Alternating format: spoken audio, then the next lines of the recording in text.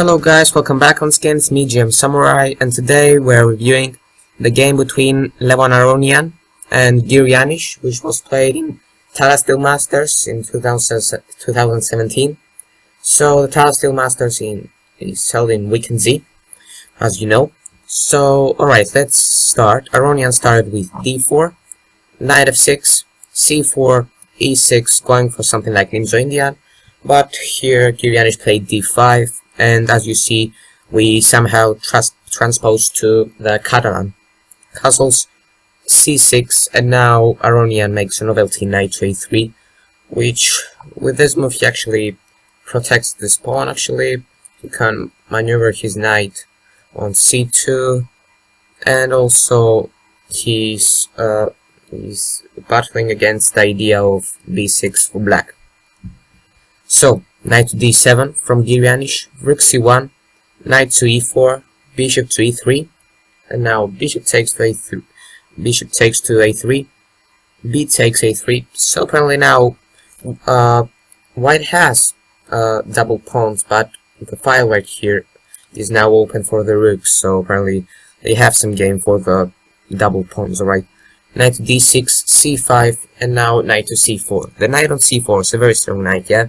So what Aronian does, he just sacrifices his rook for the knight on c4, and now queen c2, just taking the pawn on c2, takes the pawn back on c2, and his position I think is good. The bishop is coming on f4 and coming to some squares. The rook has an open file, yeah, knight can come into here, so the position for Aronian is alright, it's good. Because black don't have any game actually, they don't have any idea right now. It's difficult for black to find any idea. So b6, black tried to do something, and now bishop to f4 as we said, rook e8, and now bishop to d6, bishop b7, knight to e5, and now b takes e5, d takes e5, and the bishop on d6 is very strong. Bishop takes, knight takes, bishop takes, and now a5, attacking, maybe creating some ideas for the bishop. So rook b1, rook a7, protecting the bishop, queen c3, attacking the pawn on g7, f6, bishop to d3, and bishop to a8, and now bishop to e4, just putting the pieces on a more active squares. f5, bishop to c2, rook b7, and now just rook d1, putting the rook. Now he looks now has an eye on the queen on d8.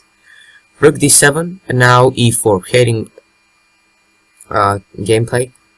Queen c4, king h8, and now rook e1.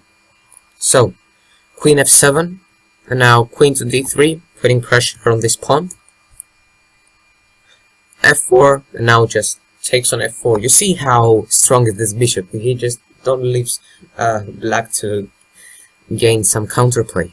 So e5, and now queen h3, a very good move, because if he takes right here, let's see, if he takes right here, then there is just e5. And right now the e6 is coming right here, so apparently you need to put something on e6. But you actually can't put on something on e6 because you just take. And there is always the move bishop f5, so he can't do that.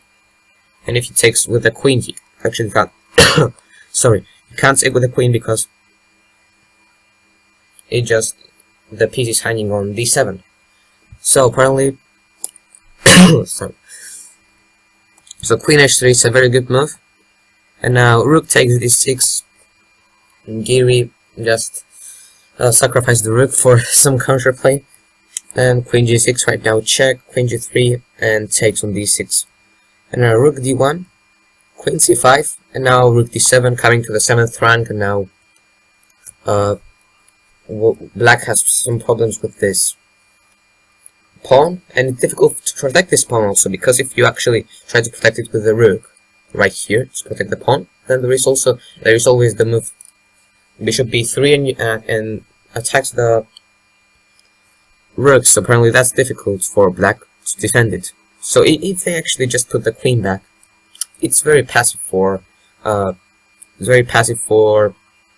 black. I don't think they're gonna play like something like that.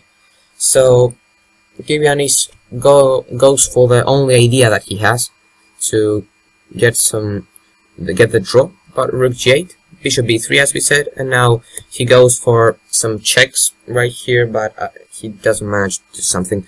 So now h4, a very good move, making the space for the king to come out in case of checks. So now queen c3 was played, touching. So check. If he goes up, then you take on f2.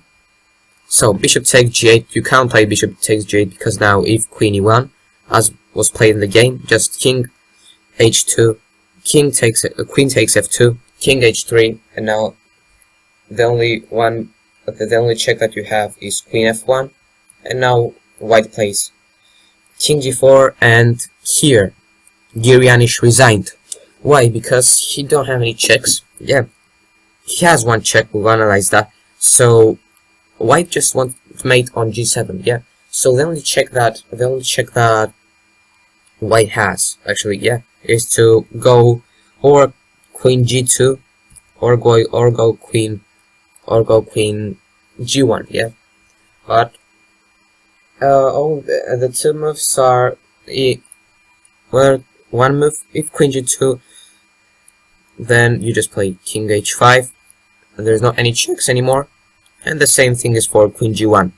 You just play king h5, and there are not any checks. So that's why here, after king g8, king g4, Giri Anish with the black pieces resigned.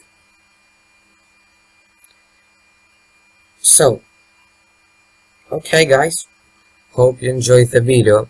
You see how strong was that bishop on d6. Remember that bishop, that he was very strong, and you understood. Giri also understood that and sacrificed his rook for this. You remember when he sacrificed the rook for this bishop? So yeah, but after he sacrificed the rook on d6, white's pieces were more active, and black had a lot of problems. So yeah, alright guys, I hope you enjoyed the video. Be sure to like the video because it helps me a lot, and subscribe if you are new, and see you in the next video guys. Peace.